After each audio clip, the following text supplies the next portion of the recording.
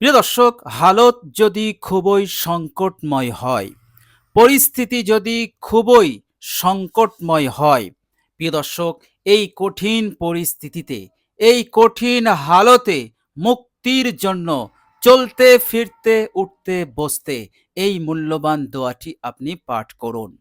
ইনশাআল্লাহ আল্লাহ রাব্বুল আলামিন দ্রুত আপনার সংকটময় হালতকে আল্লাহ পাক তিনি দূর করে দিয়ে আল্লাহ পাক আপনার হালতকে সংশোধন করে দেবেন এবং আপনার জন্য আপনার হালতকে কল্যাণকর মঙ্গলময় বানিয়ে দেবেন। বলুন সুবহানাল্লাহ।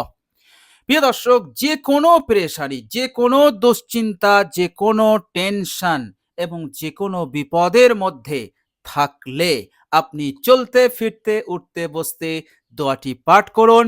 ইনশাল্লাহ আল্লাহ পাকের সাহায্য আসবেই আসবে ইনশাআল্লাহ।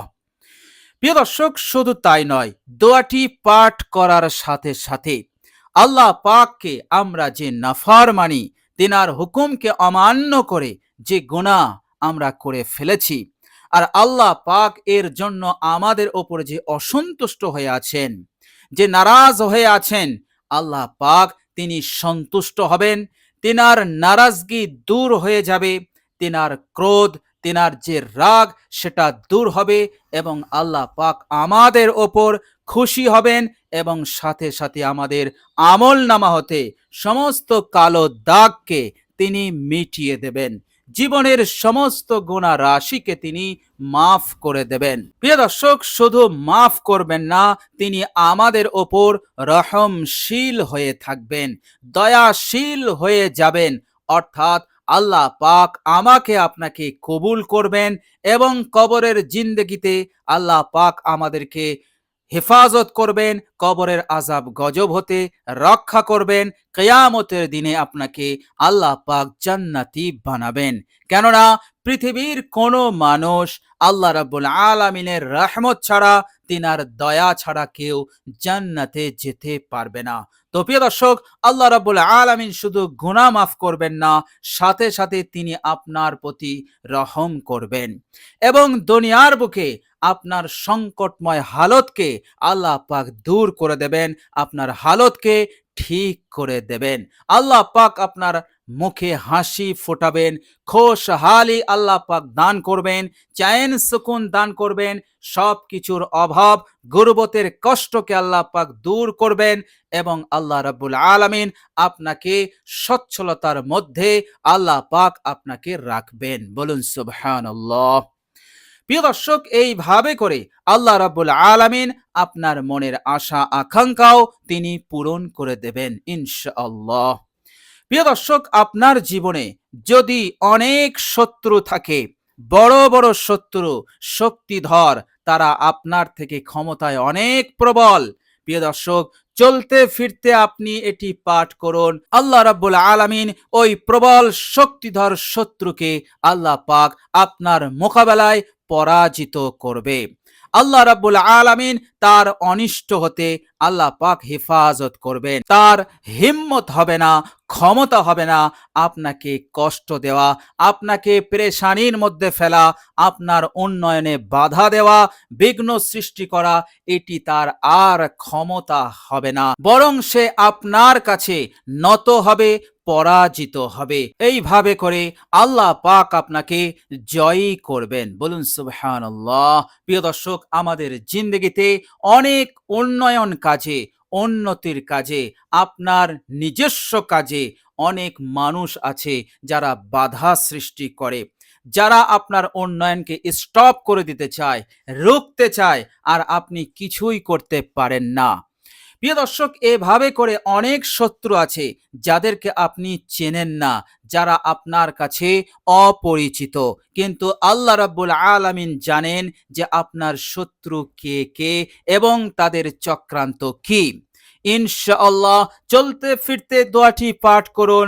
আপনি যাদেরকে চেনেন না, যে শত্রুদের পরিচয় আপনার জানা নেই, ইনশাআল্লাহ তাদের চক্রান্ত হতেও আল্লাহ পাক আপনাকে হেফাজত করবেন, তাদের চক্রান্তকে, তাদের অনিষ্টকে আল্লাহ পাক নসাত করে দেবেন। বলুন সুবহানাল্লাহ। তো প্রিয় দর্শক, খুবই মূল্যবান, খুবই উপকারী, কার্যকর এই দোয়া। প্রিয় দর্শক, বিশ্বনবী সাল্লাল্লাহু আলাইহি ওয়াসাল্লাম খন্দকের যুদ্ধের সময় এক প্রান্তে শত্রু আর এক প্রান্তে তিনি মুসলিম বাহিনীদেরকে তিনি নিয়ে রয়েছেন। যুদ্ধ স্টপ হয়ে রয়েছে, কাফেরদের ক্ষমতা হচ্ছে না মুসলমানদের ওপর আক্রমণ করা। প্রিয় দর্শক, এই কঠিন পরিস্থিতি চলতেই থাকলো। হযরত হুযায়ফা রাদিয়াল্লাহু তাআলা তিনি বলছেন, যুদ্ধ না হলেও আমরা কঠিন পেরেশানির মধ্যে ছিলাম। আমাদের কাছে খাদ্য ছিল না, কাপড় ছিল না, আবার মৌসুম ছিল অত্যন্ত ঠান্ডা। আমরা যখন গায়ে কাপড় দিচ্ছি তো আমাদের হাঁটু আগলা হয়ে যাচ্ছে, আবার যখন আমরা হাঁটু ঢাকছি তখন আমাদের শরীর আগলা হয়ে যাচ্ছে।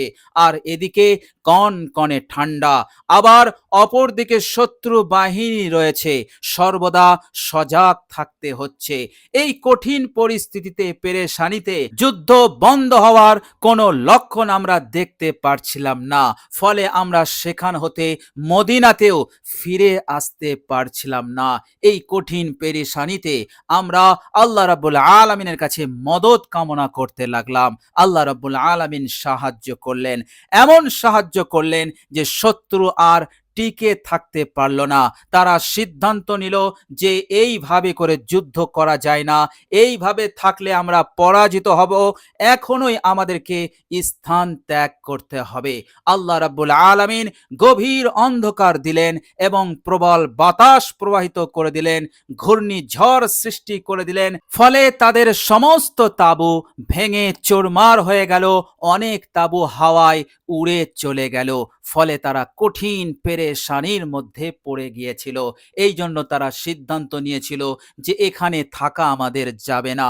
আল্লাহ রাব্বুল আলামিন তৎক্ষণাৎ মুসলমানদের এমন সাহায্য করলেন যে আল্লাহ রাব্বুল আলামিন তাদেরকে জয় করলেন, পরাজিত করলেন কাফেরদের, এবং তাদেরকে অর্থাৎ মুসলমানদেরকে পেরেশানি হতে উদ্ধার করলেন।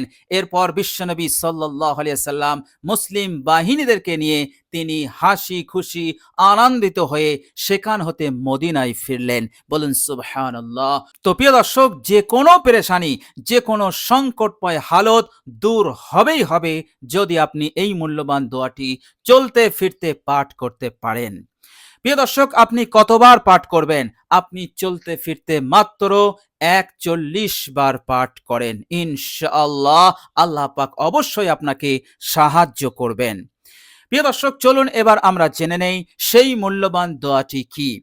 প্রিয় দর্শক, সূরা বাকারার একেবারে শেষ লাইন, অর্থাৎ শেষ আয়াতের শেষ লাইন, আর সেটি হচ্ছে বিসমিল্লাহির রহমানির রহিম ওয়া'ফু আন্না ওয়াগফির লানা ওয়ারহামনা আনতা মাওলানা ফানসুরনা আলাল কওমিল কাফিরিন।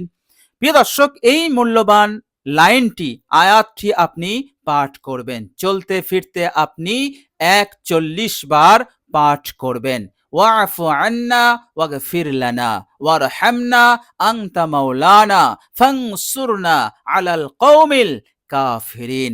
এই আয়াতটি আপনি তেলাওয়াত করুন। মুখস্থ থাকলে আলহামদুলিল্লাহ, মুখস্থ না থাকলে এর বাংলা উচ্চারণ আমি ভিডিওর স্ক্রিনে দিয়ে দিয়েছি, আপনারা দেখে দেখে পাঠ করতে পারবেন ইনশাআল্লাহ। কষ্ট করে আপনি আয়াতটি পাঠ করুন, হালত বদলে যাবে ইনশাআল্লাহ।